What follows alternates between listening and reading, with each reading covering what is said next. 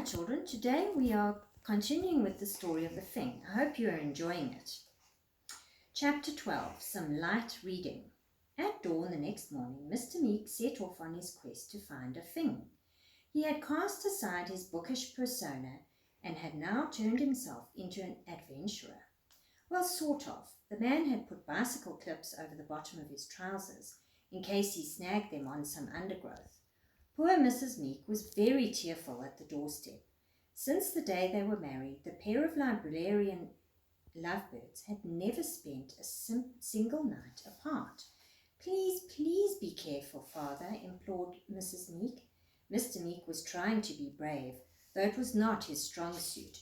Don't you worry, Mother. I will be back with a Fing before you know it. What's the absolute worst that could happen? You could get eaten, called Myrtle from an upstairs window.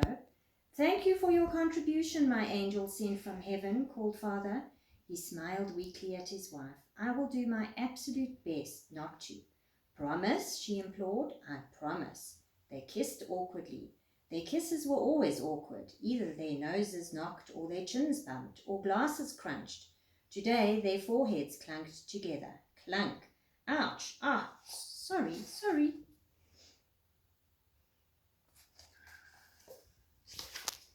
Mr. Meek picked up his suitcase, took a deep breath, and walked down the path. I miss you already, called out Mrs. Meek. Yuckety, yuck, yuck, yuck, came the cry from upstairs. Mr. Meek blew a kiss back to his wife, which, fumbling, she caught. Move your bottom, shouted Myrtle. Father picked up the pace and, with his suitcase in hand, began walking to the bus stop. In his socks and sandals, shirt, tie, slacks, and tweed blazer, he looked nothing like a jungle explorer. Having never left his local town before, he was woefully unprepared. The only food he bought was a packed lunch that Mother had made him. It consisted of a bread sandwich. Father didn't like fillings as they were distracting. A packet of flavorless crisps. No flavors, please. Thank you kindly. A plain yogurt, just as he liked them.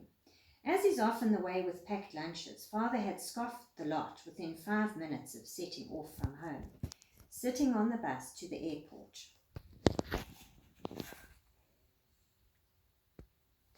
Soon after, he became cataclysmically hungry and resorted to eating the plastic box in which his lunch had been packed. He ended up rather liking the taste, as there was none. In his suitcase, Mr. Meek had packed an anorak in case of rain, a spare pair of underpants and socks. He'd also bought some light reading, a small selection of his favourite books from home, a history of cauliflower, boring buildings of Britain, ponds, a closer look at gravel, tissues around the world, 101 poems about leaves, a spotter's guide to sandals, church pews through the ages, a millions times tables, light bulbs, and more light bulbs. Plus, he had taken out of the library the book that had led him on his quest, the Monsterpedia.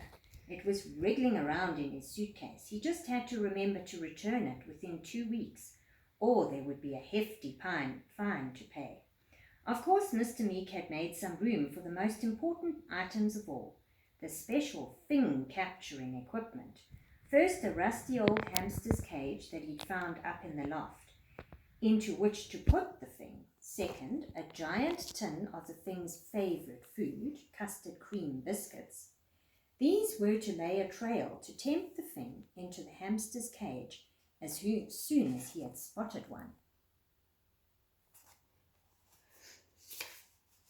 Mr. Meek's plan really was that simple. How could it possibly go wrong? Okay, we will continue next time.